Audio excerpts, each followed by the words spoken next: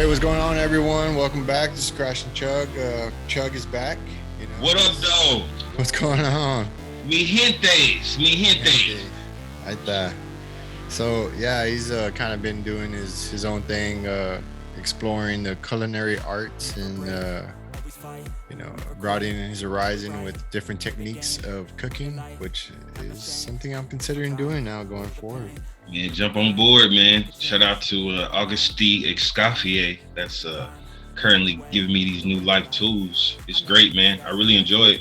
So I got a text message from them, and I didn't know if it was the same school or it was like spam because my data was shared, but I didn't recognize the name of Escoffier. Was that French? I believe so, yes. So I haven't replied to it. I was like, man, I don't know if I'm getting like spam, but I'll do that after we're done here. But yeah, and like the my counselors or whatever always are asking for people that I can like recommend the school to them. So I might give my counselors information. They can reach out to you. yeah, man. I mean, I don't know if that's a regional thing or if I have to fall like within a certain zip code or it's just for all online folks. But I don't believe so because I guess the home base station for what I'm doing is in Boulder, Colorado. Yeah, I saw there's two. There's one in Austin too, which I was surprised about. Austin, Massachusetts. Yes, Austin, Massachusetts. That's right. So what's going on, man? How you been? I've been all right, man. I mean, I've been better, but I'm all right either way. Yeah, I heard that. I'm not dead, so that's no good. reason to complain about it. Yeah, man. Yeah, just healing up and stuff. I mean, but there it is. There's a new bandage. I see a new fresh bandage. Yeah, so this is I think my wife described it best. She said like it's like somebody got a potato peeler and like just went like took off the top layer of skin. I was like, that's pretty accurate. Ouch. So I got that, and then 4 stitches on my hand. It just pretty much, with a crease of that. I mean, most people's hands when you close your, like that split open, and then I had debris in there. And did you have gloves on? I did. They just cut right through the gloves. I was going pretty damn fast. I mean, the fastest probably I've ever been in that section, just because I haven't been to Spider Mountain, that's what it's called. And I was coming off on my Instagram page that wall ride that I posted. I don't know if you saw it. I was coming off that, and then I came off. So after you come off that wall ride, you drop in, and then you hit like a straightaway, but then there's a drop. And I just sent that drop. I've sent it before, but this is the fastest I've ever sent it. And I didn't have a plan going into like where I was going to stop because we were just sessioning that one section because we were there with some folks from Terra Arma, veteran. Terra Armo. Yeah, Terra Arma. That's Latin. Arma. Yeah, Terra Arma. Yeah, you can follow them on Instagram. Check out what they're doing. They're doing some fascinating things with their veterans, and they kind of.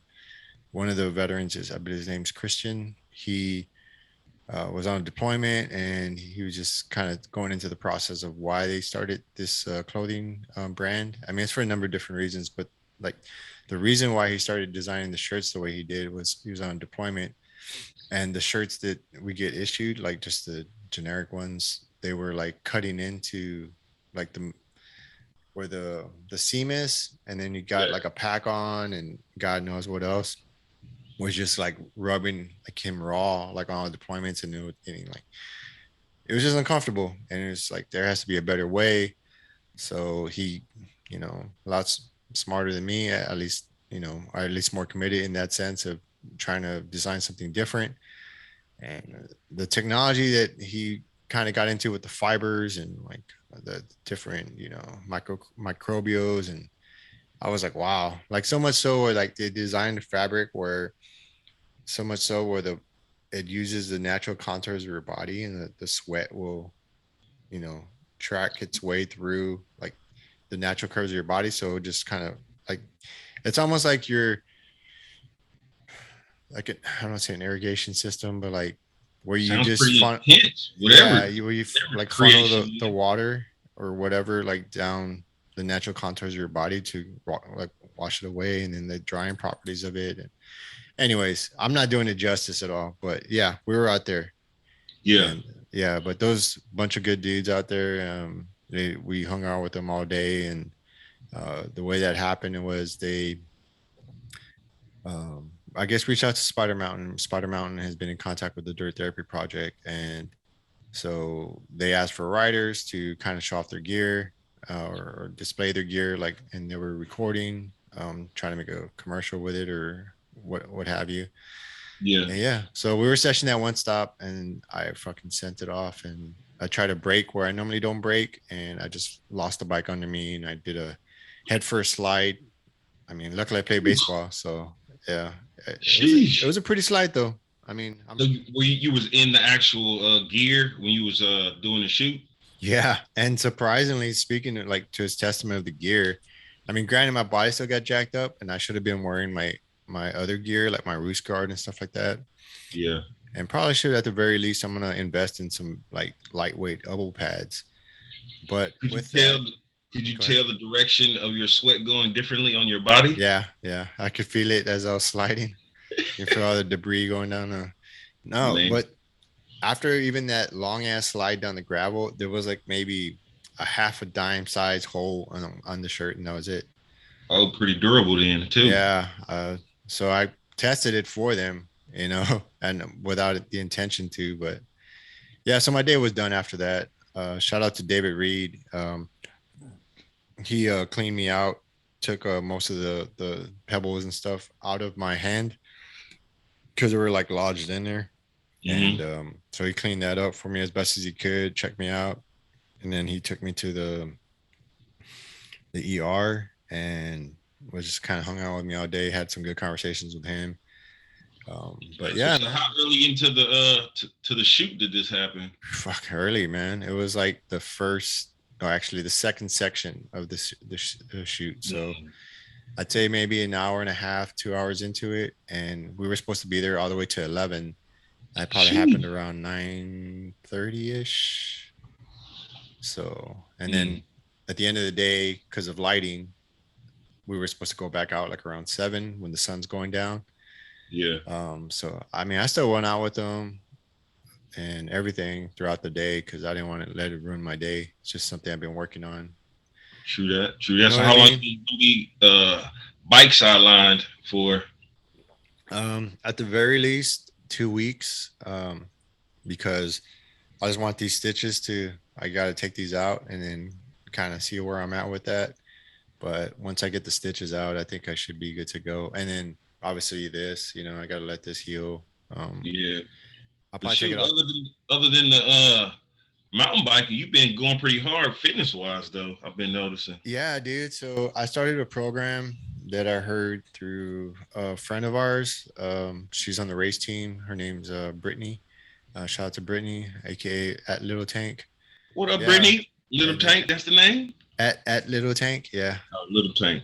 at Little Tank. Yeah, but yeah, man, she's kind of gone through her own stuff and persevering and doing that. And then my wife started it, and I just heard about it through like Brittany, and then my wife started it. She just like, she's bad, like she's very dedicated and a lot more structured than I am, which is something I'm working on. And so she started it, and I was like, "Well, what's my excuse?" You know what I mean? I heard one of the podcasts that Andy Frisella, like, talks about, and I agreed with a lot of stuff he was saying. And these.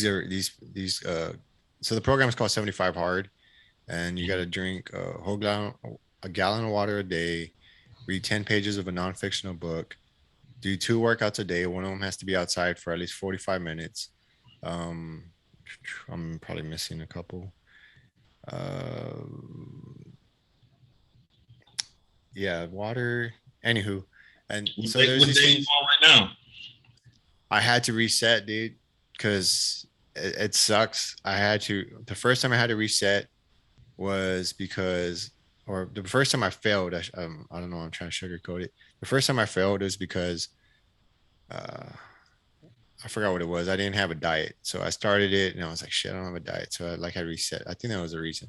The second time I failed was because I was like on day 24 or something. And I was so tired. It was after a race. It's gonna sound like a shitty excuse, but I was so tired. I had a race all day. I crashed that day.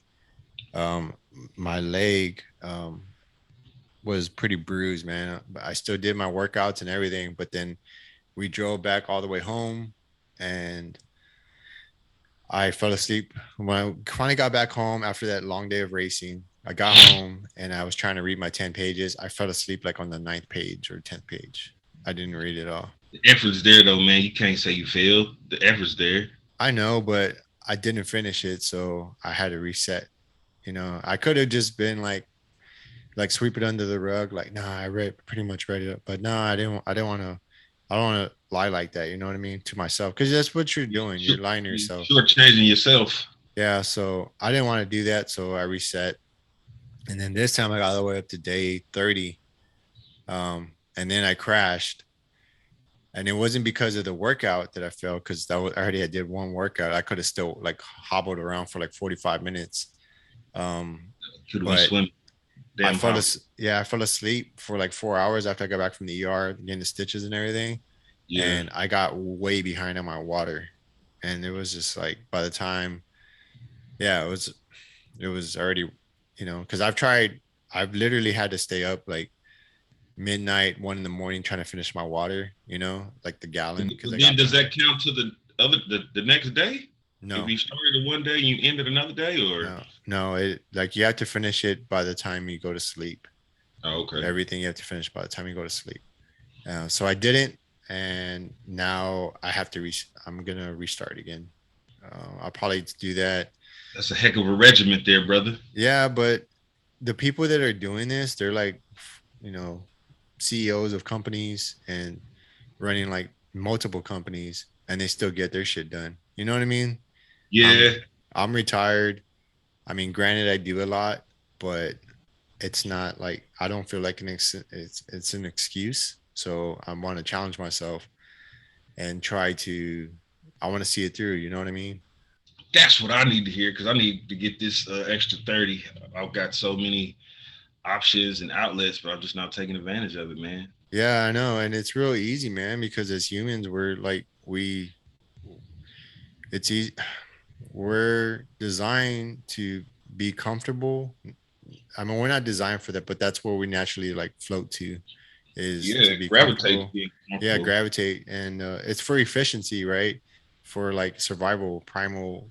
Like we need to find like where we're safe. We need to find where we're that, but through that, it becomes like convenience. And this world of convenience that we live in now, it's real easy to like go down that path and just continue to go down that path because Yeah, that's one of the highlights that I was always choosing once I separated the military. Like I wanted to live my life more so in my convenience on my time, not no one else's time. But no, it's mine too.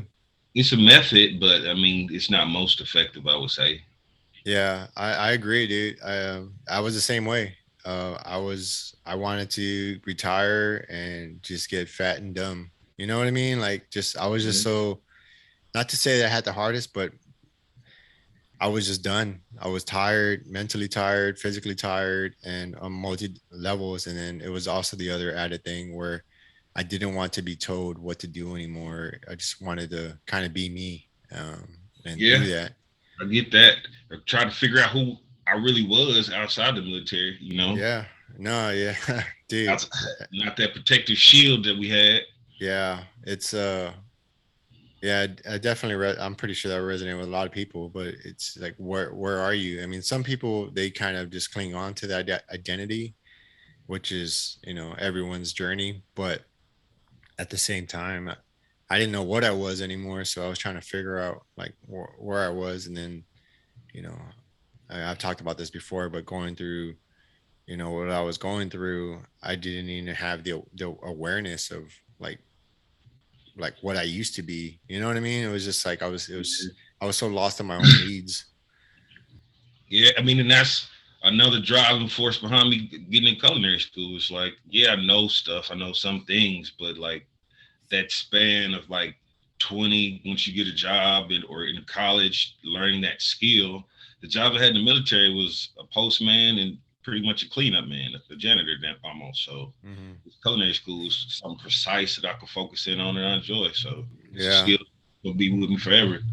I know, and that's I had another veteran reach out. Well, not reach out, but I mean, he did like on social on my Instagram, and he heard one of the podcasts that I had with Jose Chavarria, my realtor, Mm-hmm. and he was kind of getting into. I think we got into the subject of when we get out, where it's like just kind of like stabbing in the dark, trying to figure out what our next move is, or like, and a lot of times, and I've noticed that with a lot of veterans, to include myself, where I just try different things, until I figure out what it is. And some do that and some don't.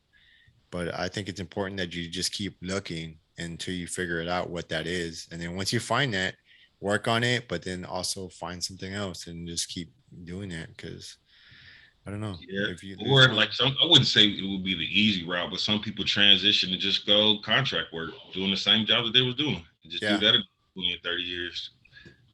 Yeah. And it's, you talking about like contract work in the sense of like going back to Alongside DOD. alongside the military, like Yeah. And yeah, civilians. I'm not knocking anybody that does that because it's an easy path to go. I mean, I'm not saying the work you do, but it's familiar, right?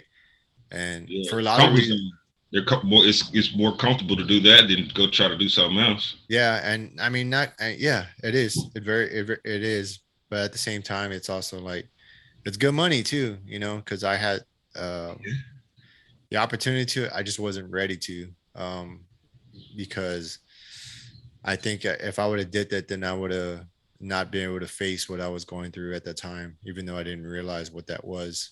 Does that make sense? Yeah, absolutely. I just needed to get out of the machine for a bit, and just kind of collect my thoughts and my what I was, kind of like what you're talking about, and just kind of find a new direction for myself. Um, Absolutely. I but can I can absolutely resonate with that. yeah, man. So I continue to do that. I'm sure you do as well. I went to the bike mechanic school. I don't. Did I ever talk about that? I don't think we ever talked about that. You and I'm not sure if we did. I mean, So yeah. offline we did. So if you're a veteran, I mean, and you're into bikes, bicycles, I should say, there's a school out of in Oregon. It's called United Bicycle Institute, and that's a school I went to. I had to get on a waiting list, but that's might have changed now. That was just because of COVID, limited spots. But you could go and check them out. United Bicycle Institute. I think it's like bikeschool.net or something. Either way, just type in United Bicycle Institute and Google and or whatever search engine you use.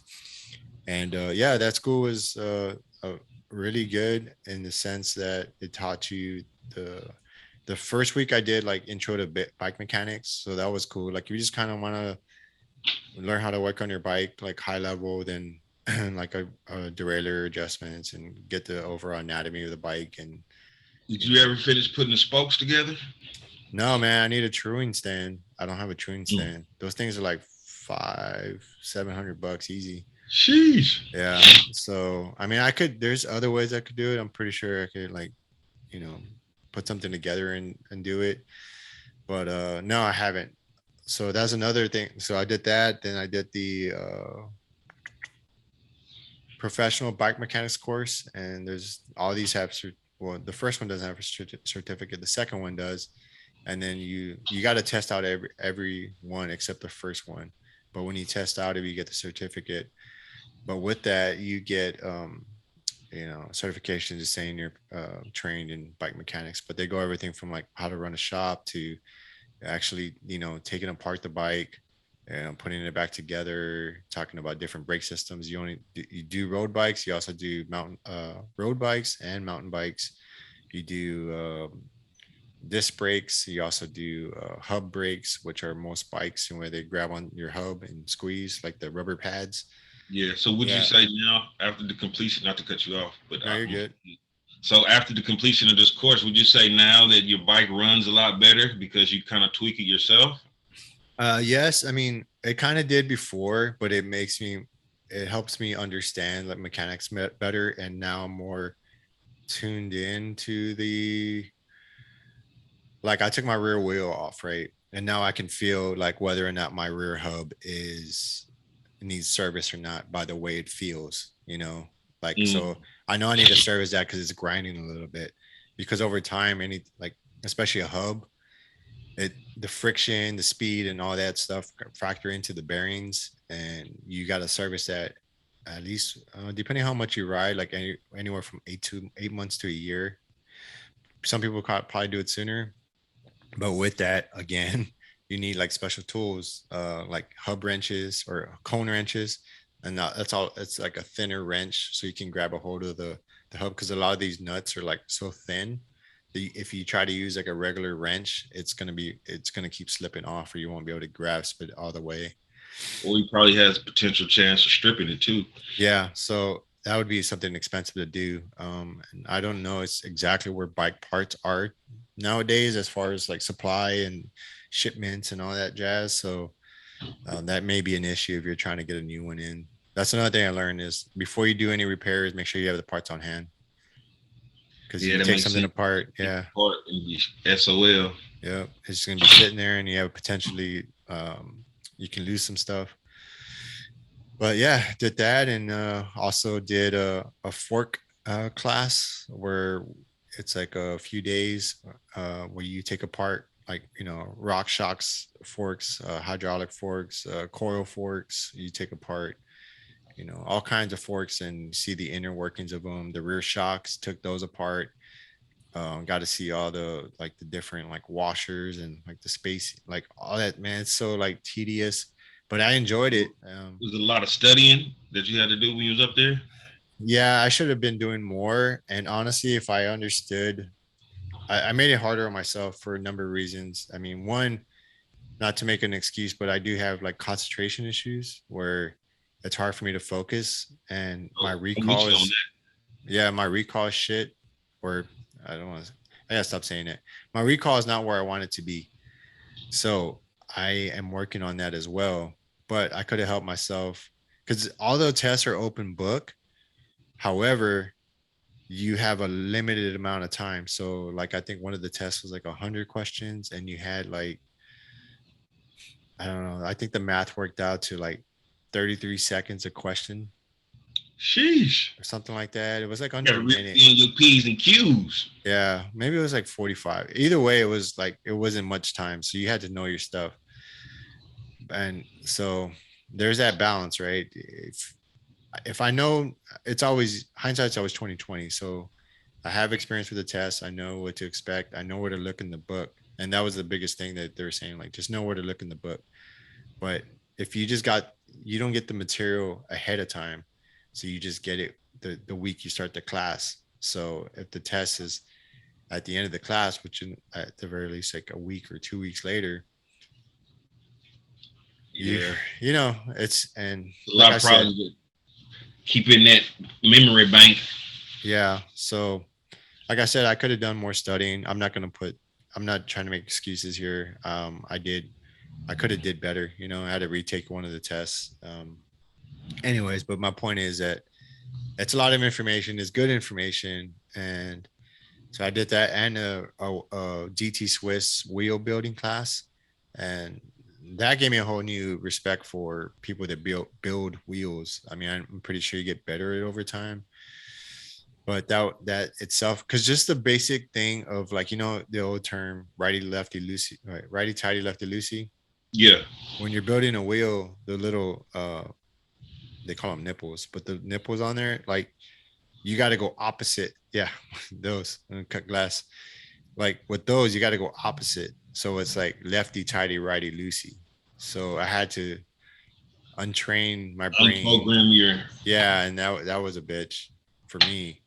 Um, but yeah, I mean, it's just like basic things like that that made it more tedious, and I wasn't the quickest at it. And yeah, so Hey, but you got through it, and now you got all them that knowledge. It's never yeah, going anywhere. yeah. So going forward, I need to start building my tool collection. The last What do you want to do with that? You want to maybe be like a traveling repair person, eventually, like in when you got competitions and stuff. yeah, eventually, like I mean, the start of it, I want to be able to be self sufficient, and that's the primary reason I went to school, because not for nothing, but bike maintenance, as much bike maintenance you have to do, especially if you're racing, it's expensive to always pay somebody else to do it. I can So imagine, yeah, especially so if you happen to crash often. yeah, no kidding. So that, and then also I wanted to get a good foundation of what I was doing as opposed to just doing something and not understanding why I'm doing it. And the same thing with culinary school. Yeah, I'm the same way. Like I know how to cook. I've always known how to cook, but the specific like cuts for a different vegetable to make it taste different, like I didn't know that stuff. Or Oh, really? nah, like or it was emulsification. I didn't know what that was. Yeah. Now I'm making my own mayonnaise and whipped cream like nothing. Yeah. No, that's good, man. And that's something like it's another thing. So that's one thing, right? I found that I love riding bikes, right? And then I want to learn how to fix them. And then cooking is one of the other things I love to do. What's strange, I love cooking for people, but I don't like cooking for myself. It's I isn't that get it. weird? Yeah, I I'll mean, get it's like some people like have a big house but don't like being home by themselves. They like to entertain. So yeah. Yeah. So there's something to that. Um, but yeah, that's why I kind of paused. I was like, well, I need to get to the point where I'm like, I'm gonna treat myself because I wanna, you know what I mean? yeah, makes But sense. with that, uh so I want to learn the skills and the techniques. And luckily, I was talking to Santa about this the other day. But luckily, we're fortunate that we've put our time in the military, and with that, we get the benefits of, you know, the education benefits that comes with that. You know what I Yeah, mean? being almost 100% disabled, that gives me infinite choices of Yeah, trades and education. yeah. And even if like, I mean, somebody can do like 4 years, or I don't know, what the minimal times are, but they could get out and they still have those benefits that they could use as well, as long as it's honorable. Yeah, With that, they're able to, you know, my point is that we have the opportunity to be whatever we want to be now, if that makes sense. take advantage, man. Take Yeah. advantage. And mm, I was talking about this the other day too. Is like, it doesn't have to, for whatever reason, I was pigeonholing myself into like, I need to do a 4 year education, like, to whatever university. But that's never really been within me to go. Like, I love learning, but not in the traditional way that most schools teach you, if that makes sense. Oh, trust me, I get it. This is probably since probably elementary school, the highest grades that I've gotten in any type of book to test class. That's because you probably enjoy what you're doing. Yeah, it interests me. Like, Yeah. I take actual time out to figure it out and actually take notes and, put the effort in. Yeah. Because if you weren't doing that, like if you didn't enjoy it, like it would be like school again. Like I hated fucking going to school. Like I Yeah, enjoyed like being with my friends and stuff, but there was just something about it, just sitting there all day and like, I don't know, it just didn't make sense to me. in my attempt at trying to get, just a regular bachelor's degree online, didn't bode too well. Had to pay all that back, but hey, life lesson. Yeah, so I mean that, and so there's with that, right? I mean, are we the education system, I feel that, I mean, people say what they want, but is designed to make people work within a certain corporate structure. Does that make sense? Where Yeah, you're like programmed them yeah, subliminally a can little. you at least sit still for 8 hours a day to do whatever task is being asked of you? And we're going to give you the basic skills to do those, whatever job that is. They're so general. You know what I mean? Like, Yeah, I mean, it gives you, I mean, don't get me wrong. I'm not saying you don't need to learn how to read. I'm not saying you don't know how to learn math, but there's other ways to do that. Like to apply it to life in some way where it's relatable. Because most of the time they just said like, you're gonna need this one day, but a lot of that stuff I haven't used, to get through life. I can't remember the last time I used trigonometry. Yeah, I mean, I can see how that's being like for indirect fire, like in the military, they probably teach that like to if you want to launch something over a wall, or but for the most part, like in everyday life, you're not really going to use that for most people. Like if you're working at whatever fast food place, or you're working at Working in the kitchen. working in the kitchen, you're probably not going to use trigonometry. But they're I understand they're trying to teach you like a broad foundation to give you that, but I just the classroom setting and the way in which we do it, I don't I don't know. It's just not practical, or I don't want It's to say just it's not it's been, practical. it's just the way it's been done. Yeah, but it's not within our nature to sit there in a classroom and just sit there, or like most work that we do, like even just sitting behind a computer, we're not designed for that. Maybe we'll evolve to that, but I don't feel technology is changing so fast that I feel it's directly having an effect on our mental health, whether we realize it or not. um, because we're just not designed like in it. Our bodies, technology will always evolve faster than humans will, because humans, it takes time for nature to like Take evolve the into course. the way that we need to evolve for our environment. But technology is just growing so fast that like it's hard for us to keep up. Big Does that make fact. sense? Yeah. I mean, I Because I could be mean, wrong. technology is changing every day. I mean, our body might change slightly every day, but not as Yeah, fast as technology will. yeah. And I mean, not to go back on Elon Musk, but whether I agree with him or not, but I think that's why he's trying to merge humans with technology like symbiotically, because he sees that we can't evolve that quick. And if we don't merge with it, again, I don't agree with it, because I'm more like, let's go the other way. But if we don't, then technology will replace us eventually. AI. Do you see that thing about Google? Nah, what? One one of the scientists came out. He actually got fired. He came out and said that their AI has pretty much, in so many words, become alive, like self-aware. Really? Yeah, he came out and he said that, and then they fired him. And then to so that's Google, right? I also talked to somebody else when I was riding somewhere at one of the races, and they were talking about um, the same thing, that they knew somebody. Maybe I was in Oregon, that they knew somebody at Microsoft, and they uh, same thing. They allowed this AI to like be among, like, walk. I don't know. I want to say they walked around the streets or something. People didn't even know the difference That's crazy. of it, Have and you, it do was you just guys like, have down there in San Antonio? Do you have like the robot deliveries or like the robots in the grocery stores down there yet? no, not yet. I'm glad you brought up the grocery store thing though, because there's something that annoys me every time I go in there. What? The the curbside picker, like pickup stuff, I like the don't know. convenience of it. Well, I'm not saying I go, but when I go shopping for stuff, I don't like going to the grocery store personally. But Yeah, when I go, and then there's these huge carts that people are pushing around because they're shopping for the people that are still doing curbside pickup. Because they started that during COVID, during yeah. Rona, they started that, and it hasn't gone away. People Like, are so, lazy. yeah, I know, that's my point. Like, it's bad that we don't hunt for our food anymore. We don't have that connection, like where it comes from, or have an appreciation, or anything like that. We don't work for it. There's no suffering to get it.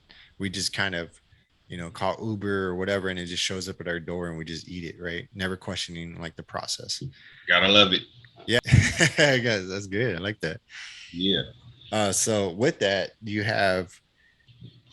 just have people, with the convenience of not having to walk in the store anymore and having to go get their food anymore.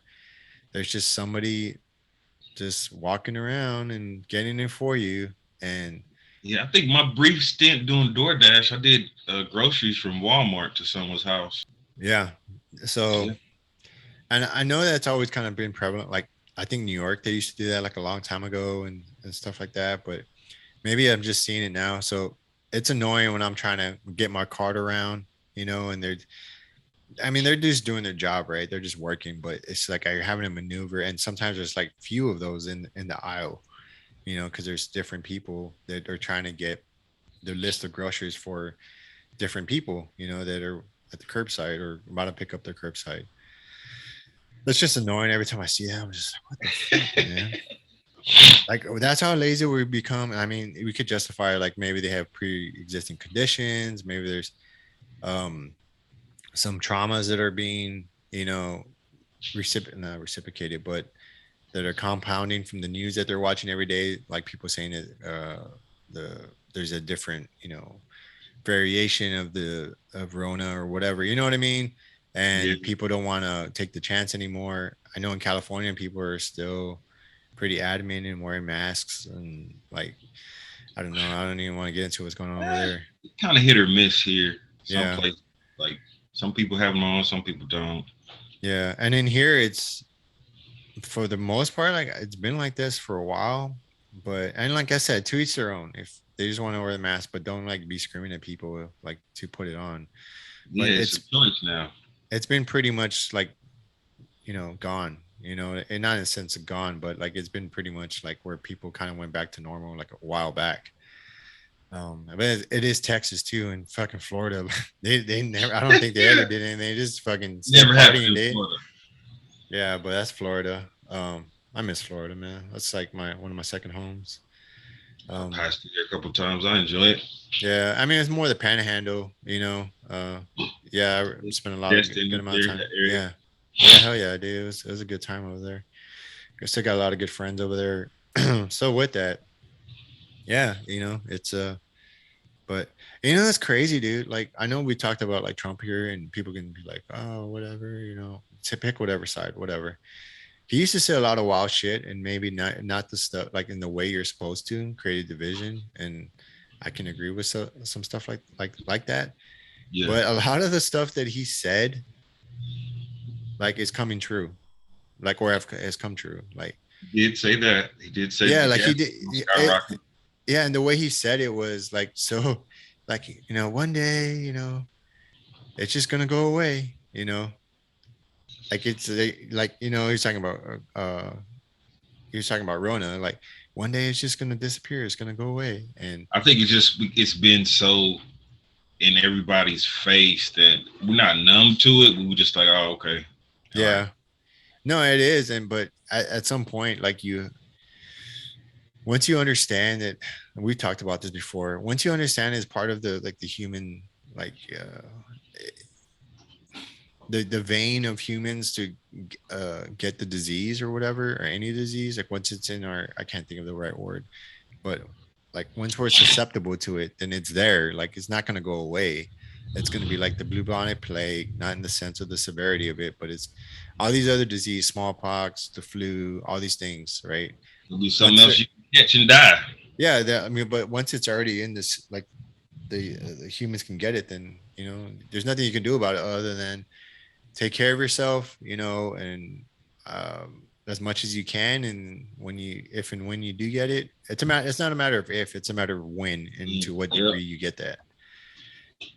But anyways, I know it rocked some of my family pretty hard, Yeah, a couple of but my close friends, it hit them pretty hard. Their yeah, I parents. lost some friends to it as well. But um, I don't know all their situations, but I know definitely some of them had pre-existing conditions, and that's definitely what it exposed within us. But yeah, man. But I mean, I wonder what's the number of strands that we're on right now. How many different variations is there in total? I don't know. I mean, but it's gonna get to the same place where like the flu is, like H1N1, and the list goes on. It just keeps going. It just keeps going, and we're I think the last one I heard of was Omicron. But Yeah, I don't even know. I stopped tracking it after a while. I didn't have the bandwidth for it anymore. It's just, it can be kind of consuming.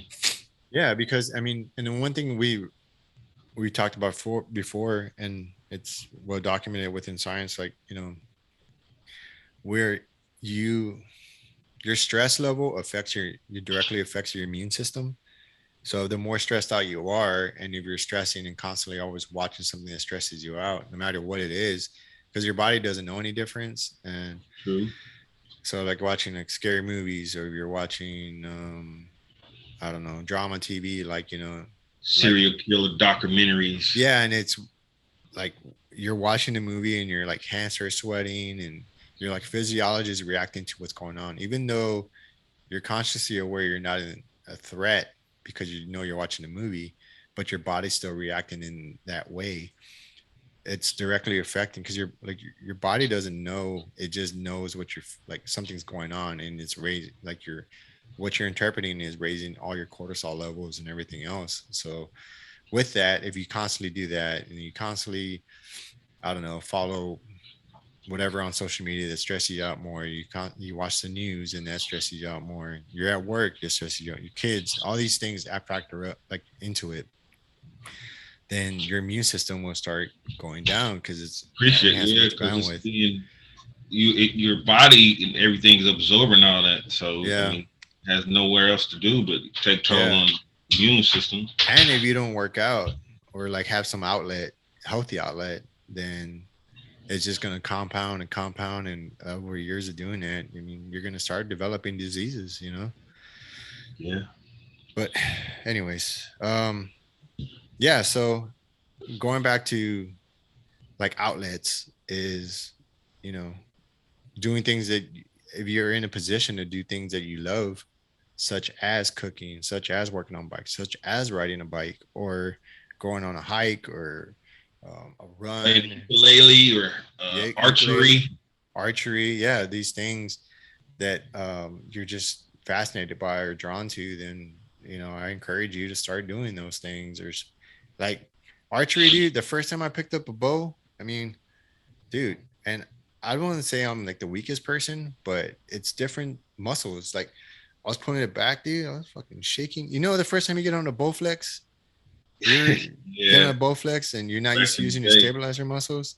Yeah, I Yeah, know. People are like, damn, how old is he? Bowflex. Bowflex. What the hell is Bowflex? I'm gonna have to Google that. Is that a Smithsonian? No, but it was so people that don't know what a Bowflex is, it's like using like huge, um, I guess they're like rubber poles, and they're all rated for different weights. Rods, poles. Yeah. Yeah, something like that. And so like you can do all these. It's a multi-use like exercise or equipment machine. But anyways, It's like a workout it's station. exactly. Thank you. And so if you're trying to do like a bench press, then you're just whatever weight you're at, but you're using all these stabilizer muscles that most people don't use. And it's just like you like a baby deer trying to walk, you're just like, shaking everywhere. So that's the same way for me with pulling back on the bowstring is, I was pulling it back and it was only 40 pound like draw, but it was just like, That's and a I'm weird probably, angle. You never. Who lifts 40 pounds this way? Like yeah, side to side. exactly. Yeah. So anyways, but that was one of the things I wanted to get into. And the first arrow I fired was like, I don't know, I didn't hit the target. I'm pretty sure I didn't. And just to the course, I was like, well, I can't pull it all the way back. So let me pull it a quarter of the way back and see where it goes. And then, each day I did it, I That drew it muscle. back a little bit further. Yeah.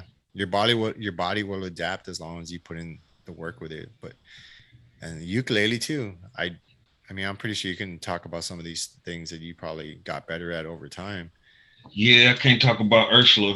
I haven't touched Yeah. her. She's back here in the corner over there. Yeah. So yeah, the same thing with me when I had a acoustic guitar, dude. I can only play the same tunes over. It was like a little bit of Metallica, like it was like, and that's all I knew. Like I didn't, and partially because I was like trying to take the easy way out. I was just learning tabs. Yeah. I found for me that if I would have just learned the chords, it would have been easier for me because that's what I did with the ukulele. That's what I Uh, want to do. If I when I do get a brand new one, I'll get a newer one. Just basics, like learn all the names of the chords, like you yeah, said, the different frets and all that stuff. yeah, it definitely helps, dude. And it's strange how like we try to take the easy way out and it ends up being the long way, Yeah, you know.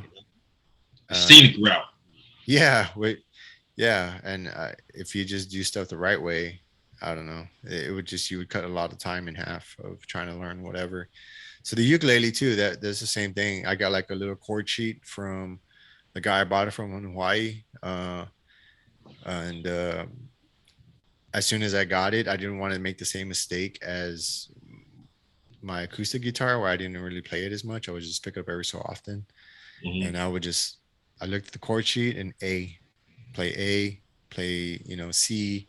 And it was just like over and over and over until, and then the finger dexterity. And then I tried to learn more because they probably had like 30 chords on there. And I just slowly but surely try to work on them. And then once I kind of knew like four or five, then I could go to the sixth and seventh and eighth. And How often would you say you play it? Yeah. I probably pick it up not as often as I should, but I've been picking it up more, especially like with my hand like this. The finger dexterity. It's like Yeah. something I learned when I broke my hand is like functional recovery. I don't know if that's an actual term, but you do things that are function like that you normally do, but for the recovery portion of it. And that's something, like I said, I learned when I broke my hand. And that was one of the things was playing the ukulele. Once I got the strength, Mm-hmm. I started playing the ukulele because you're starting to work all those tendons and stuff. And it's something fun to do as opposed to just getting some exercises and you're just like squeezing something or, you know what I Yeah. mean? It's so monotonous. And So you learn it at the same time. exactly. So that's one thing. So to answer your question, I don't know, like at least 3 or 4 times a week, I'll pick it up and it's just That's randomly. Like if I'm video editing or whatever, I just see it and I'll just go pick it up and I start playing it, and just, what's up. you know what I Keep it mean? close. Just get familiar with it. And yeah, so I do that and I've gotten better. I'm a lot better than what I used to be when I first started, but it's just like kind of chopping away at that tree little by little. Yeah. But how about you? What things have you like learned over time that you just got better at? Mm, Cooking? I'll say that my spoken word, like poetry, like over Mm, time, like I could sit in a place and come up with thoughts that same time and create something that has to do with the atmosphere. Like over time, I've been getting better and better at that. Even though I haven't done it in a couple years, I feel like that's a skill that it's not going anywhere. Like yeah, improvisational storytelling, sort of, kind of. yeah. That's cool, man. That is a skill. Like poetry is a lost art. Me and Tanya were talking. Well, she was talking about that yesterday. But like, yeah, and that's something I've written. I've read poetry before, and I've tried to write poetry before. I mean, Mm. if I go back and look at it now, it's probably like, oh my god, like what is this? I have hundreds upon hundreds of sonnets, and I'm like, what was I talking about? But then I might Yeah, have two or three of them that just stick out. Oh yeah, that was right. pretty memorable. Somebody's going to remember that. But that's part of it, right? Like you like not everything you write, not everything you do is gonna be like, I don't know, for lack of a better term, a winner, or you know what I mean. Yeah. But it's that process, is like the sharpening of the iron. Iron sharpens iron. There's been times where I might start something new and then grab something from something that I've written before and kind of Mm-hmm. put it together. So, Yeah. like brainstorming, Mm-hmm. working out in the gym or so, just with on a pen and paper. Yeah. So, yeah, definitely, and that's something I've been writing a lot too. Well, I don't want to say a lot, but I've been more consistent with my writing. I've talked about I want to try to get into, and it's fucking crazy for me to say this, but I want to try to get into stand-up comedy. Do it. Yeah, dude. So I've been writing stuff like things that come, like I see, and then I kind of just, extrapolate like my perspective of it, and just whether it's an experience or somebody else's experience that I kind of interpreted, and I just try to pull the funny out of it. And yeah, man, it's I can see how if you continue to do that, you'll get better at it. And then so the writing part is just one part of it. Now it's standing up in front of an audience, and Public speaking. Yeah. yeah, Man, which I found myself getting the butterflies as if I was speaking to somebody the other day when I went live. It was weird. how It's like so, I like, don't know. I mean, because I'm live, nobody's here, but I was just talking, explaining about my assignment, And then I got the same kind of butterflies nervousness as if I was talking in front of somebody and I could hear myself just talking extremely fast and everything. Man, I haven't publicly spoken in a long time. I need to get back on that horse. Hey, if you don't use it, you lose it. And Yeah. yeah, dude, public speaking is another one too. Like the last time I like spoken in front of a big crowd was when we did there was a bond for the city to push forward for mountain biking trails and greenways and stuff like that. We went downtown to show our support, and you had like they cut our time too because there was so many people that showed up. I don't think they were prepared for it. But initially, we had like a minute and a half. Right? So that's a good thing, though, right? Yeah. But it wasn't a good thing in the sense that each individual that at one point had a minute and a half to speak. Now it's like 30 seconds. So you had to be more concise, opportunity to grow. Right. So True. I had to, but my point is when I was walking up there, I remember talking to one of the guys I had on the show was Kyle. Yeah, he goes by Cobra Kyle, but he was there and he was just like, "What up, Cobra Kyle? What's up, Cobra?" Yeah, he's actually in Bentonville now, having a good time. I actually saw him on the last trip over there. Anyways, but he was walking up and he was kind of nervous, and I told him, but I was kind of telling myself that he was just like, man, that's a lot of people or something. And I was like, dude, they're just people. You know what I mean? Yeah. Like they're just like they're no better than you. Like you're just saying what you want to say, and just I think that's what I said. They're just human, or they're just people. But the only thing with that though is just people are always quick to judge too. Yeah, but at the same time, I mean, it's easier said than done.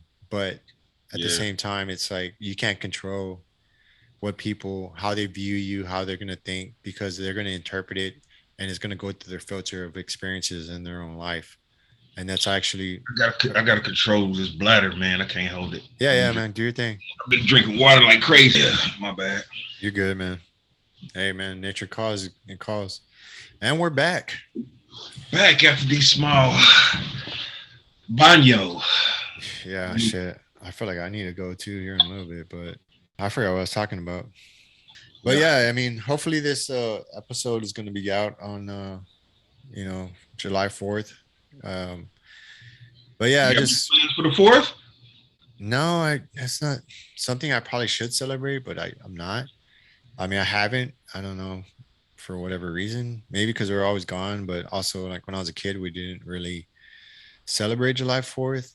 There was some misconception that like within the culture that I was kind of led to believe that I don't know, July 4th was only for it sounds strange, but it's the truth. Like the July 4th was only for like white people. So we didn't do it, and for whatever reason yours was for everyone. I don't know. Either way, I mean, maybe that has something to do with it. Maybe it also has something to do with I was never really regional home. Regional thing, I guess. Yeah, but whatever.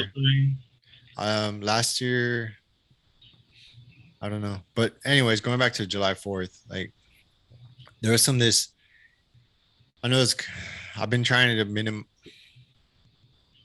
not stay that engaged with the news, and we've kind of talked about that before. But with that, I just kind of wanted to talk about the perception of the flag. I was going to do something on Flag Day about it, but and that's the thing too with like I'd rather get my thoughts out on the podcast and on Instagram because you're limited to so many characters, and then people in general are not their attention span. They don't want to read, and I'm still working on my, being concise with my words and trying to, we talked about writing, right? It's a skill, and that's something that I haven't really practiced. So I'm trying to get better at that.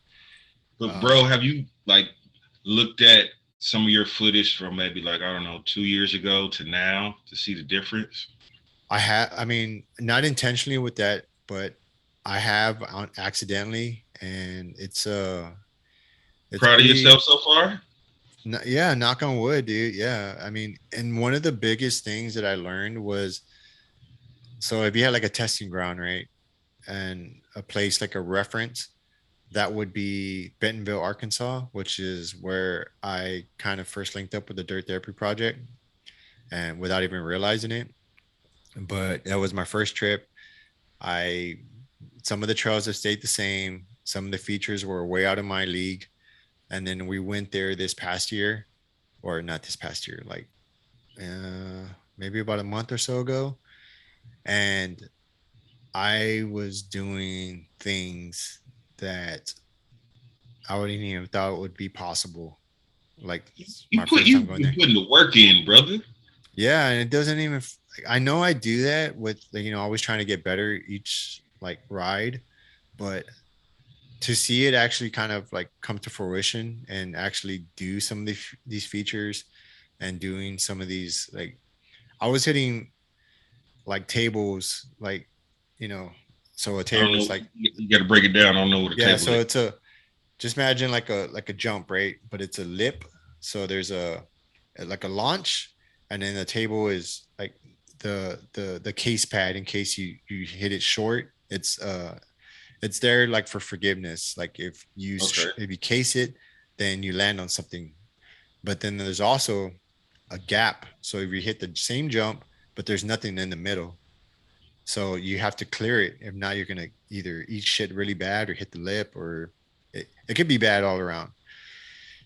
So with that, in Bentonville, they make everything where it's for from beginner to advanced, and that's what trails like that should be everywhere. I feel for the most part.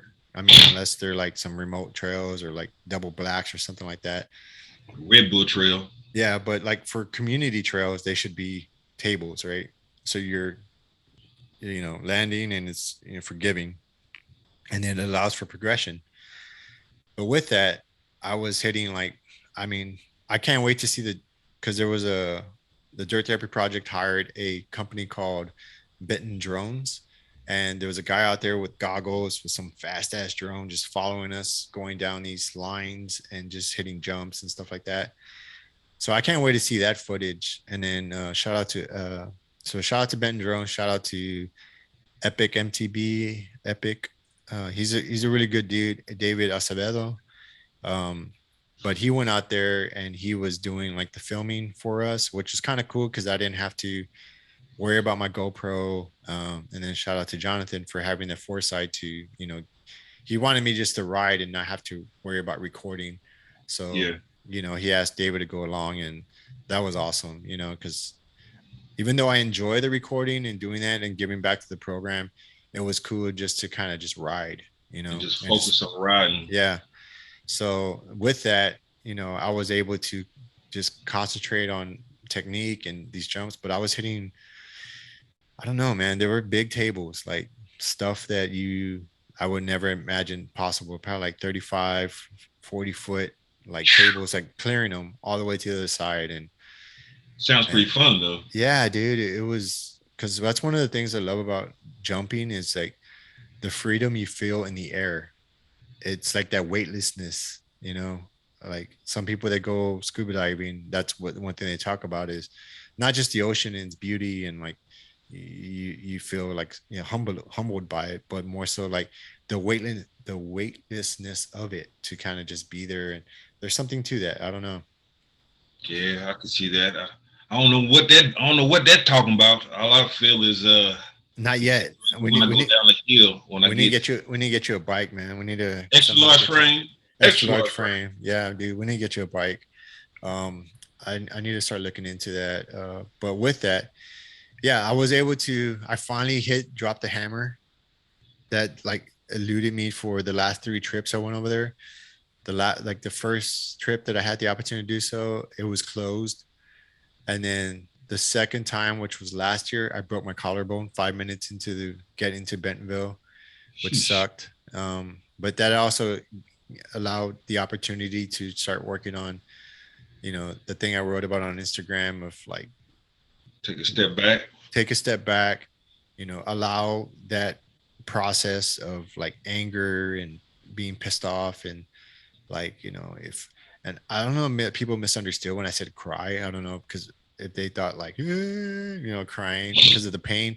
No, it's like the frustration. Like I've worked so hard to get to this point, and now I'm being set back because of a stupid mistake or because I don't know, I just got careless.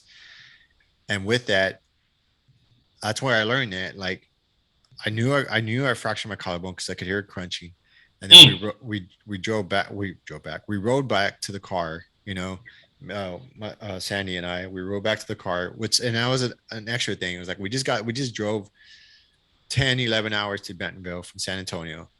We got there. It's the first day of riding. We're with a bunch of group of good people, friends, and we're gonna have this amazing trip.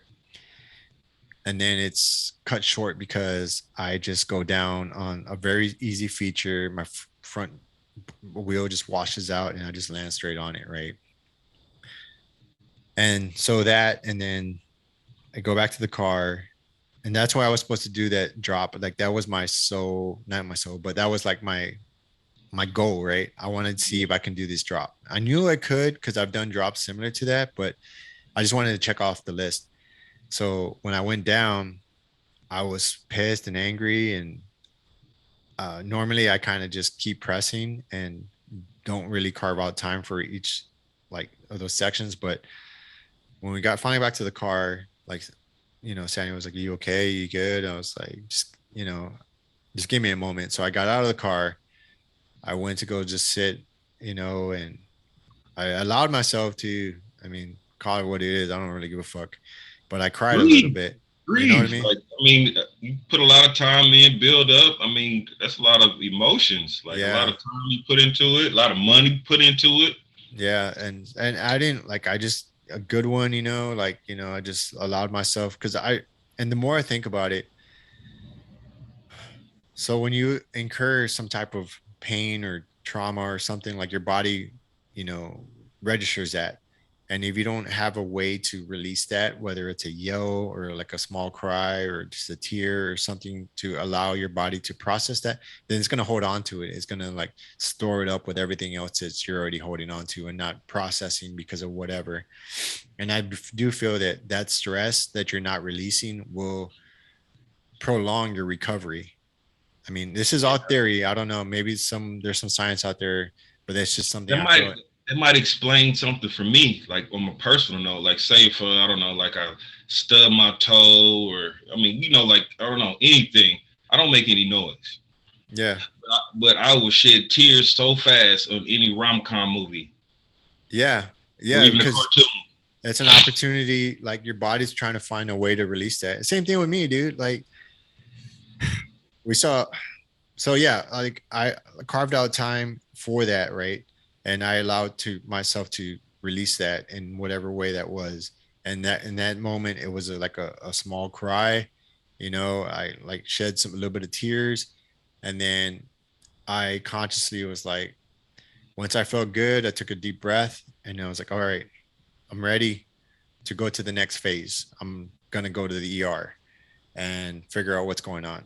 So that I took it in sections, but that allowed me to not let it consume me where all day every day I was just like because when I broke my hand I was like that for like a week and a half. I almost sold all my shit, almost got rid of everything because I was so, for a number of different reasons, but I was just so like bewildered of what happened and why it happened. And I think that even though I healed quickly from that, I could have healed quicker from that. But with that, I learned that lesson, and then I kind of each opportunity that I have when I hurt myself, it's an opportunity to test myself in one way or another.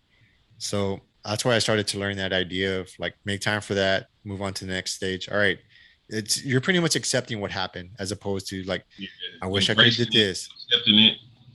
Yeah, I wish I could have did this. I should have did this better. I shouldn't have did that. You're moving on to the next phase, and that's the recovery phase. And that's helped me. That's helped me mentally. um, I also kind of was like, you know what, I'm hurt right now. I've been kind of putting off the podcast. Now I got opportunity to do that, so I'm going to start There working on you that. go. So Maximizing your time. yeah, and that's another thing, right? It's the practice of not being one dimensional, right?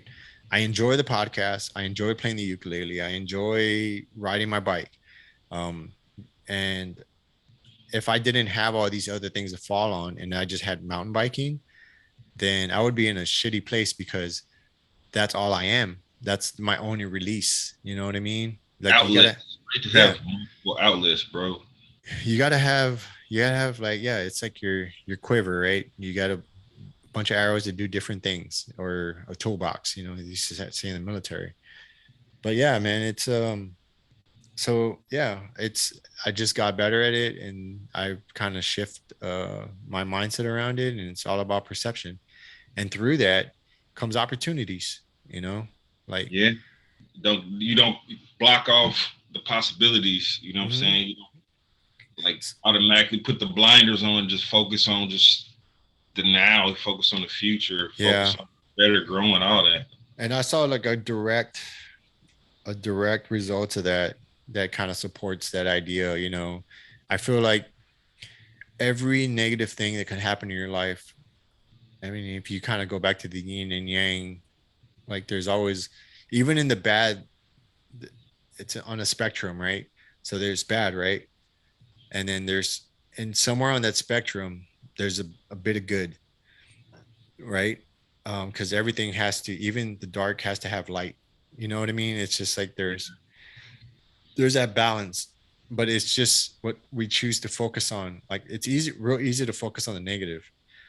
It's very, very, very, very easy to focus on the negative, and it's convenient to focus on the negative. But if you can find that bit of light, you know, to kind of work your way out of it, then there's a doorway that you can get on that higher frequency of that low end bandwidth or that low end frequency and find your way out. And I kind of saw the direct result of that this last injury. Again, we were there with Terra Arma. I could have chosen to be pissed off about it, and if I didn't take that time to kind of release that, because I could have cried like I wanted to, like when I was getting bandaged up, but it wasn't because of the pain. It was more like the frustration of it. But I didn't allow myself because the guys I was with were like fucking special forces guys. You know what I mean? And so Suck that it up, macho. Buttercup. Yeah, I know that. No, they weren't even saying that. They were just like being cool about it. But in my mind, I was like, man, I can't let myself, you know, fucking cry in front of these guys. There was that macho ness in it, right? Yeah, So I we all ate got it. it. Yeah, I ate it until, because we had to go back to the room. I ate it until I got back to the room, but I carved out a spot, you know, because I had to go get my wallet. And I got to the room and I just like took some deep breaths and just kind of, you know, try to not force, but just let out whatever. And then all right, like, you know, put a period on there and then it moved on, you know, Little and reset too. I mean, for me, yeah, it's like a little reset. yeah, exactly. So, but through that, by pushing through and then, you know, changing my mindset around it, that led to uh, a deep conversation with David and I on the way to the ER. It led to a conversation um, through the ER and then afterwards on the way back, and where they probably wouldn't have had the opportunity if I was like fucking, you know, pouting in the back and like, oh man, if I couldn't move on from that, I would have been stuck in that negative cycle.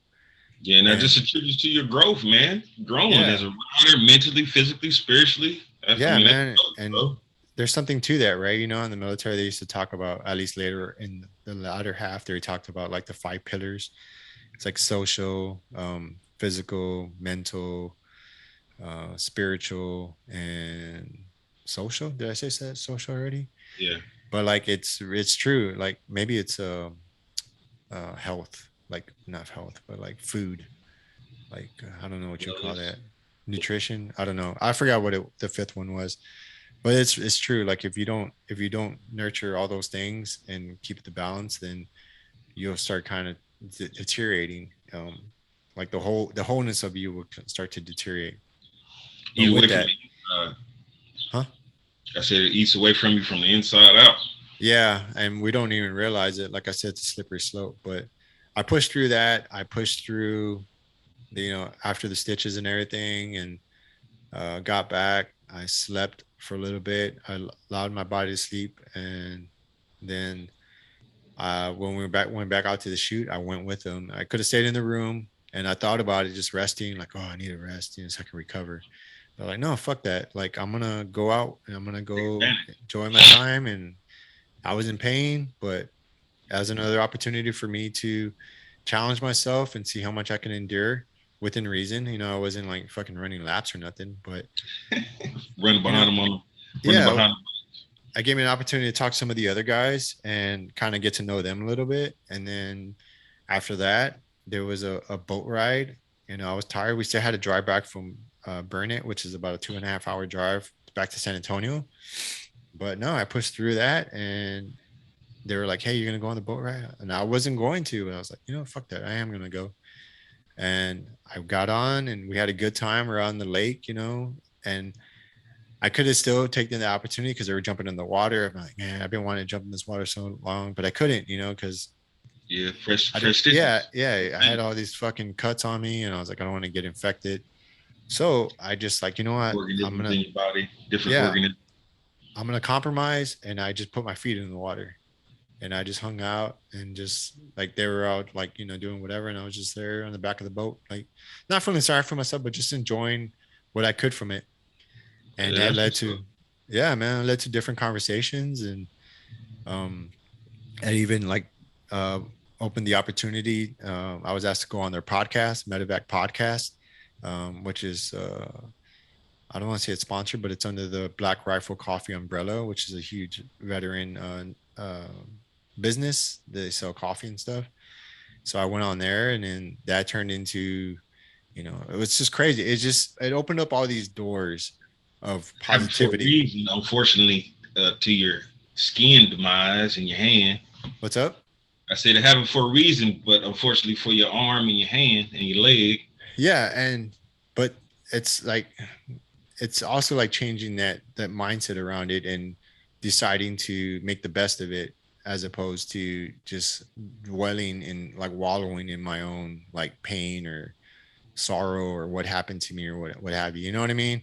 They like Yeah, I started. I mean, I'm just gonna say, yeah, I started vibrating at a different level. You know what I mean? Like a higher frequency, even though, just because I was trying to rise above what just leveled happened to up, me. Yeah, elevated, yeah, mentally, man. mentally got stronger. Yeah, and so some people probably listening to this, but like, oh man, you're making a big deal of nothing. Like, you can call it for what it is, but I don't know. I saw the direct result of it. I felt the direct result of like changing my mindset around it, and yeah, I'm just gonna keep trying to build on that, because I tried the other way. I've tried, being feeling sorry for myself, being angry, and all these different things, but that usually just attracts different people. Attracts, like, it's like on Facebook or social media. You can say like, I don't know, I lost my parking space this day, and that bitch, blah blah blah, whatever, and people are like, yeah, fuck that bitch. You know what I mean? And Yeah, but when you say something like, to challenge, not challenge that, but like to say something positive, like I just talked about, you get nothing, dude. It's silence. crickets. Yeah. And I mean, I'm okay with that now. Like, I posted that, what I posted, and there was a few comments, and but I also understand that, everyone's in their own place to interpret it how they want to. I mean, it could be as something as they just scroll and like they don't, they just like the picture and they don't read everything, because sometimes I have a bad habit of doing that, which I'm starting to work on. Like, I'm like, why am I liking it? I haven't even read everything that they said. Like, they could be posting this badass picture, and then it's like, you know, I don't know, saying something I don't agree with, and I'm liking it. So I'm trying to be more mindful of that. Um, Your page is one of the few that I actually read, but I'm like what you were describing earlier. I might just see something, just click on the like and not read the description of the photo. yeah, and I do that too, man. I'm getting better at it. And then also, like, with people I follow, like some people, like, I'm now more choosy who I follow, and it's not that I think I'm better than anybody else like that. I mean, most people I follow, I know them, like, on some level. I've met them, I talked to them, I can't say but that. yeah. And then the other people I follow are like people that I can learn stuff from. Like, I follow like Angie Huberman, I follow Lex Friedman. They have like different thoughts. They're experts in their career field. Doc Pate, she's a friend of the podcast. I What have up, nothing Doc but, Pate?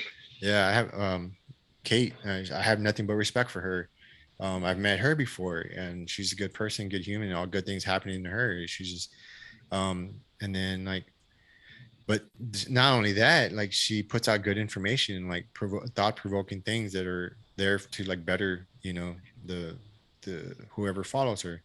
But Jewels of life. You yeah, be dropping a lot of jewels of life in your Insta stories too. yeah, I try to, man, and I'm getting better at that. Like I said, but it's all a process.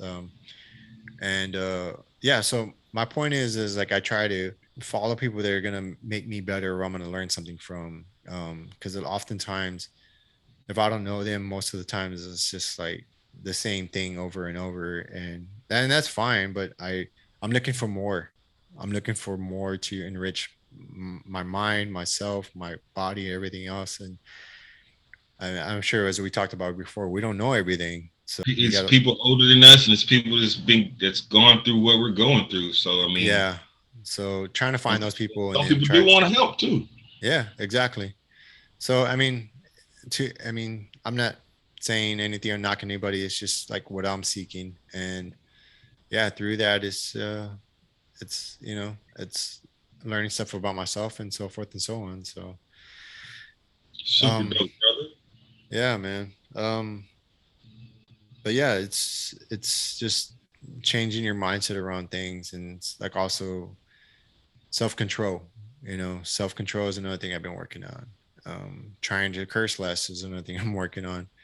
But Hmm. it's really, it's just really, it's just trying to change my outlook on life is easier said than done. But I don't know. I mean, it's It's not worth like it. it's like losing weight. I mean, we're older. It's not as easy. Yeah.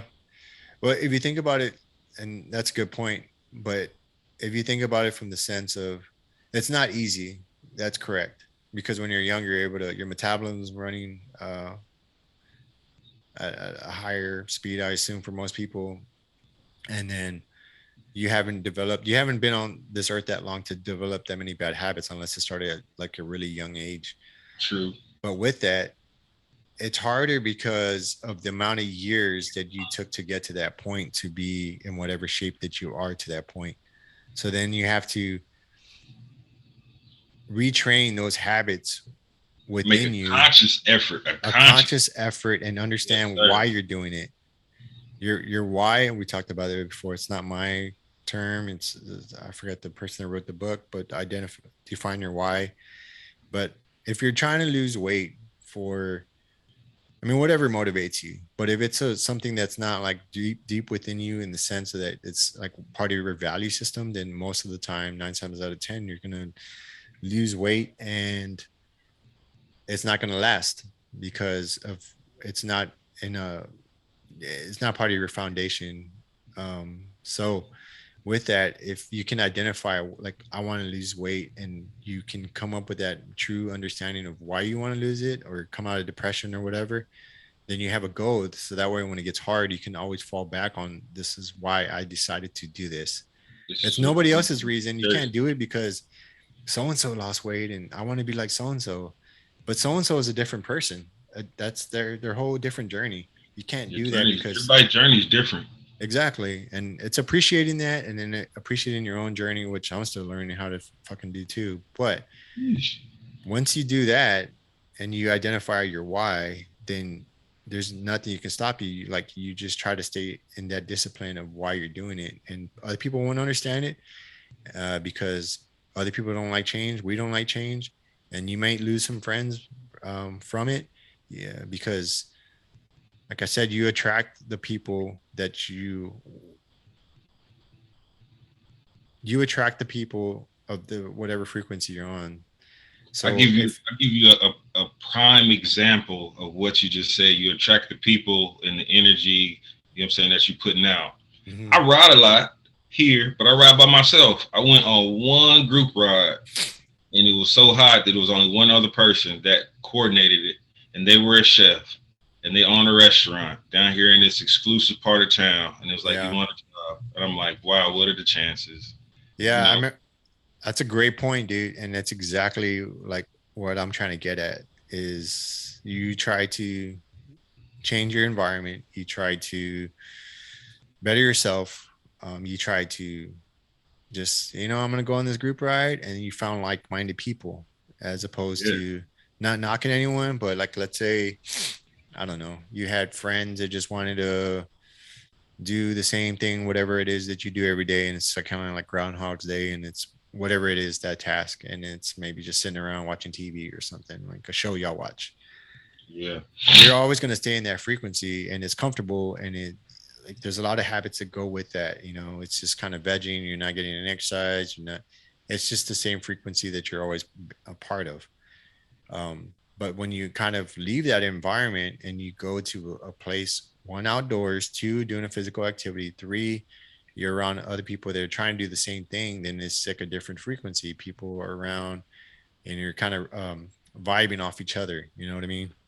And Yeah. through that, you open the door to another opportunity. And I do feel the universe, God, source, whatever term you want to use, like puts that door for you, but you got to find yourself to it. You know what I mean? Yeah. You're not gonna like you can't always just get like your arm grabbing and off the couch and taking you there because it's not gonna work because it's not something you want to do within you. You got to be a person. It has to be a purposeful move, Yeah, purposeful action. yeah. But It's the pilgrimage to get there, and then you'll get the reward at the end. Does that make sense?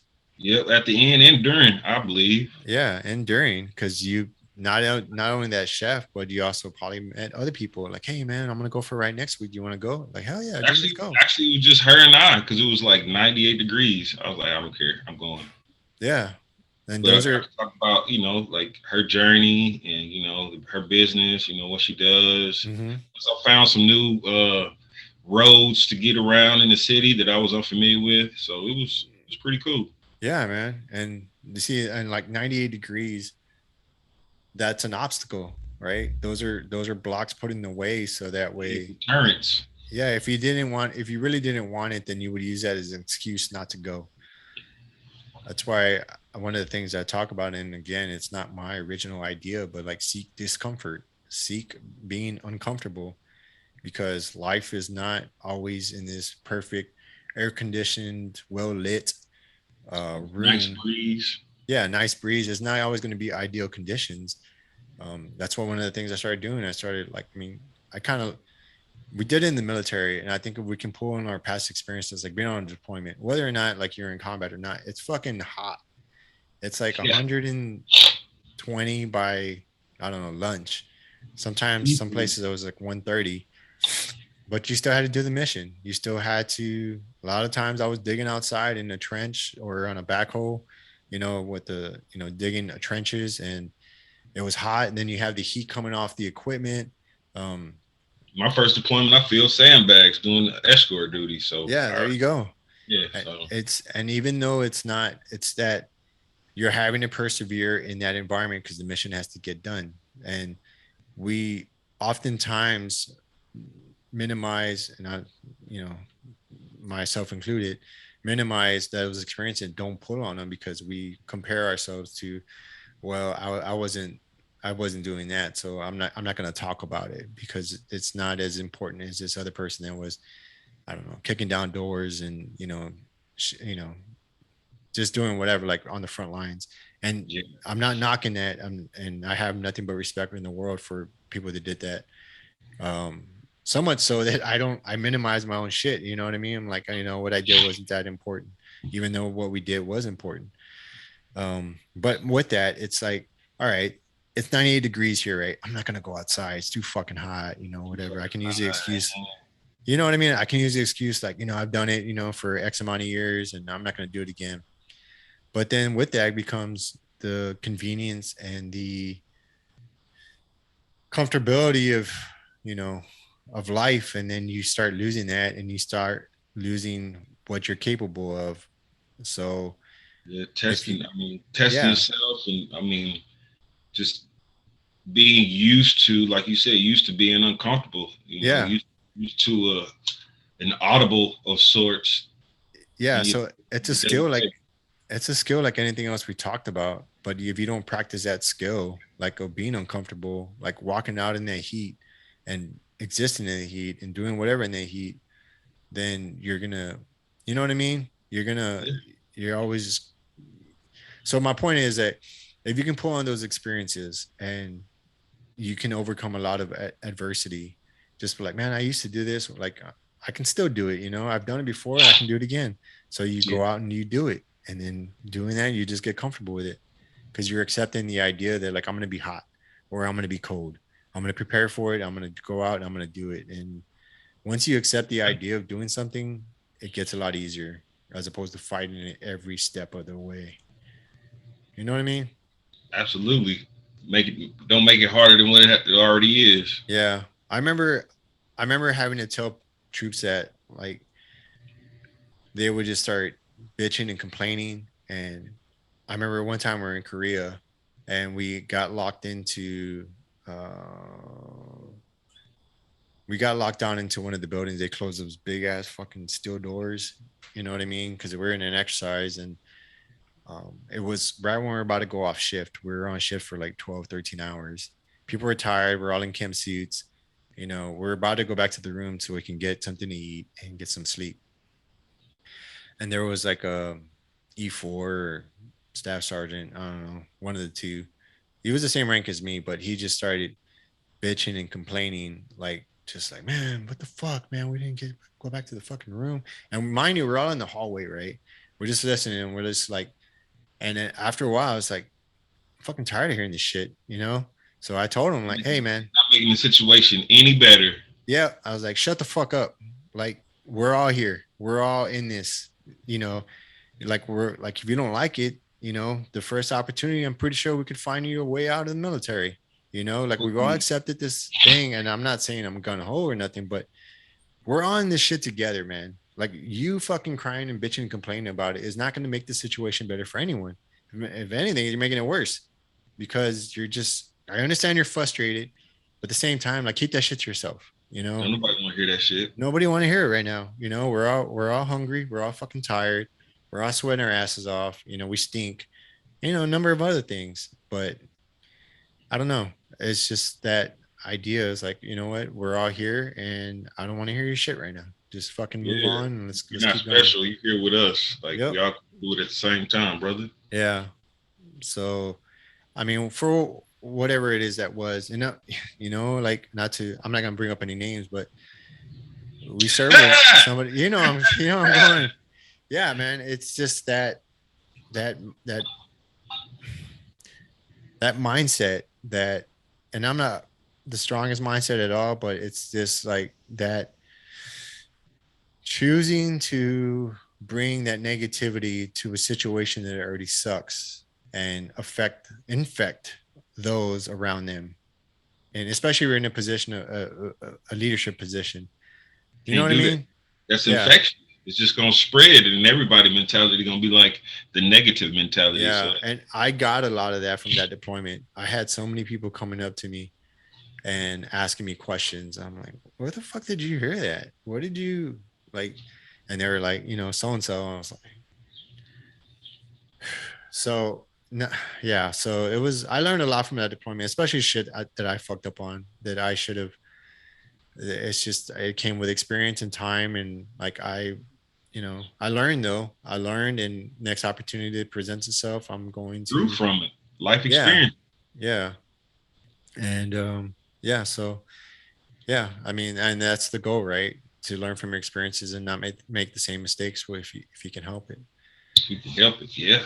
Yeah, but yeah, man, it's just trying to get better at each opportunity. I mean, if that's the anything you're getting the message from this podcast right now as you're listening to this, it's that. Take advantage, veterans. Take advantage of all these educational benefits, Yeah, please. yeah, it's real easy to.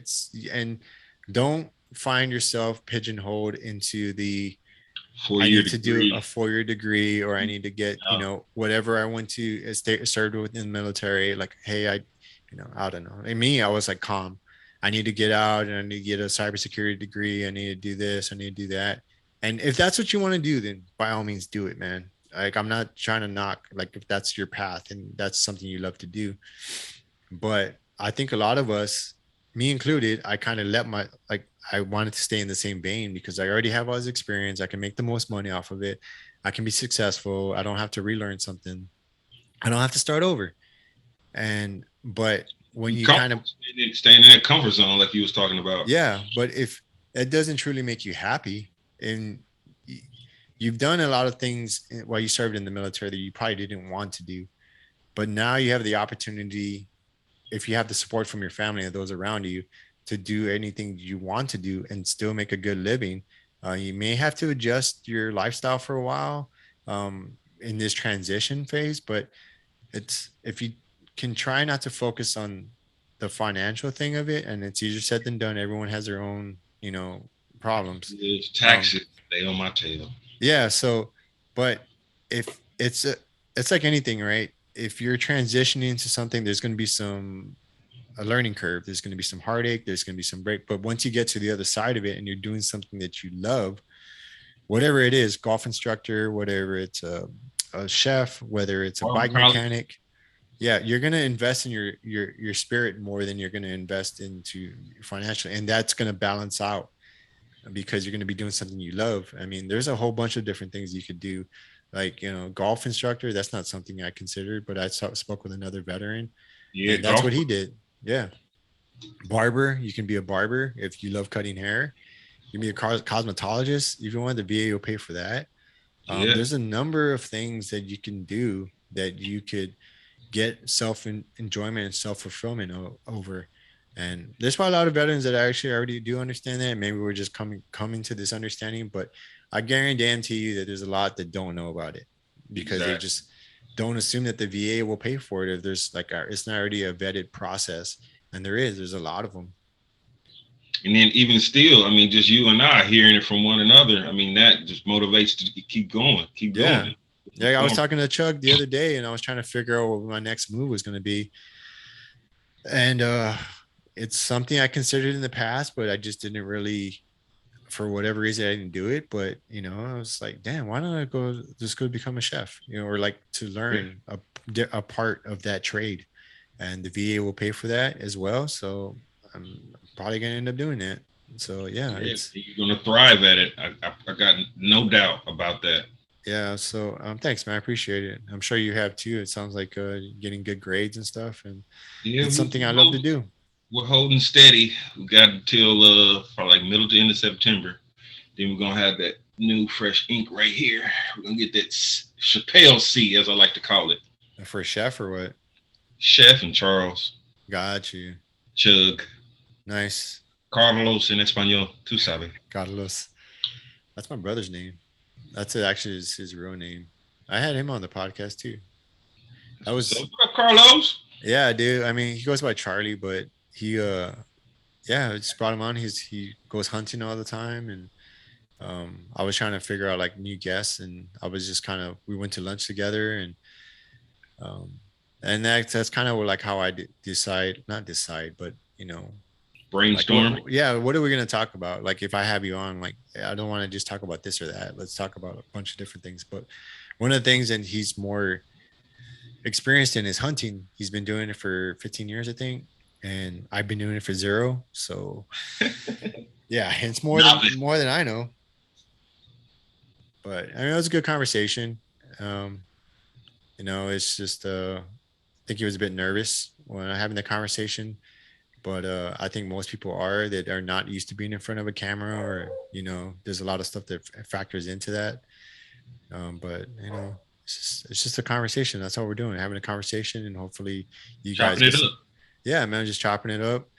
Hopefully you guys get something from this conversation, and if you don't get anything from this conversation, Listen if you, to it again. yeah, yeah, listen with your other ears. Yeah.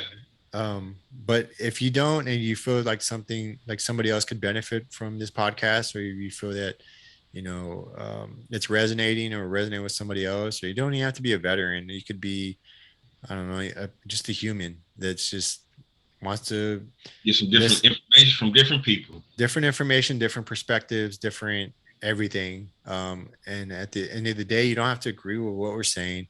I don't. There's sometimes I listen to a podcast of things that we talked about, and my view has changed on it based off of new information I received or new education. So it's always evolving. We should always be evolving. We shouldn't always stay in the same stagnant spot. of understanding, of awareness, of profession. We should always be seeking to learn something different.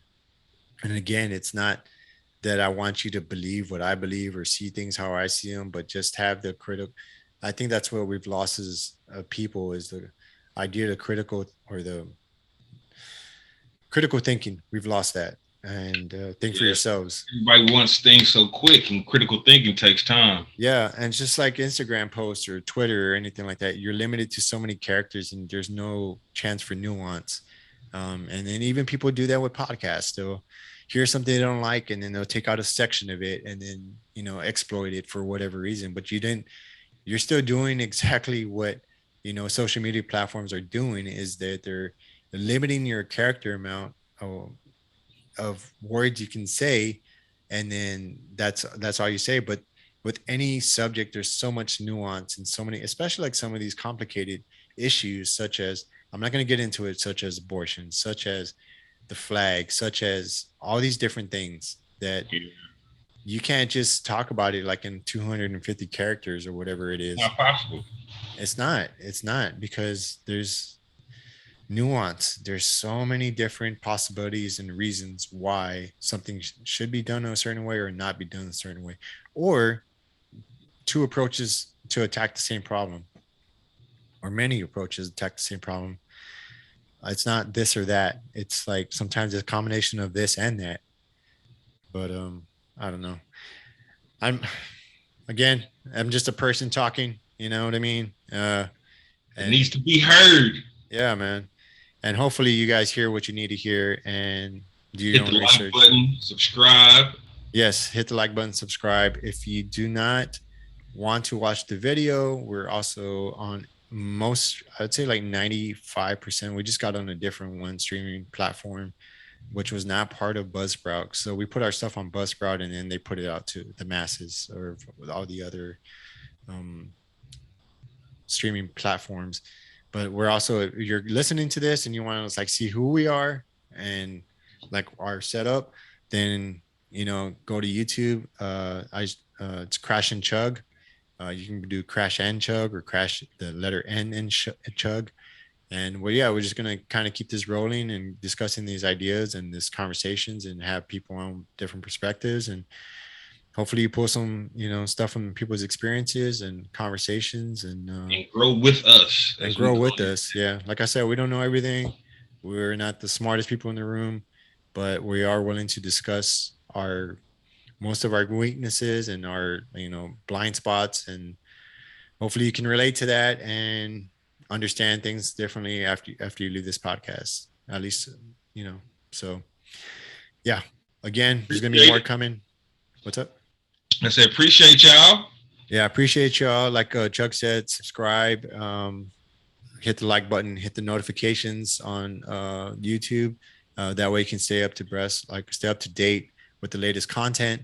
And yeah, I'm gonna try to be putting clips out to kind of make things a little bit more digestible for some of you folks listening.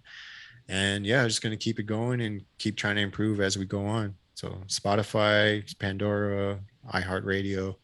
Okay, I'm just like a broken record now. So you know where to find us. You know it.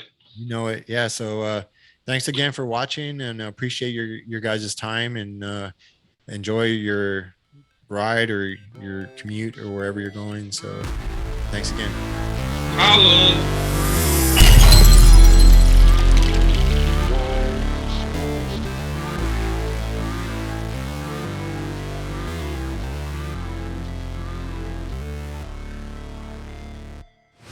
Never break, always fight, never quit, do it right, play the game, win it life, have no shame, there's no time, feel the pain, live the grind, I could change, in my mind, pick a lane, commit and climb, the only way to win it life, I never miss, that's fact, taking big swings, bitch, hand me the bat, put me in the ring, you'll go out in a bag, cause I sing what I mean and I bring it to the mad light, ain't got time to kill, I got time to feel, I took the red pill, I know life's short so I wanna live real, but how's it supposed to feel?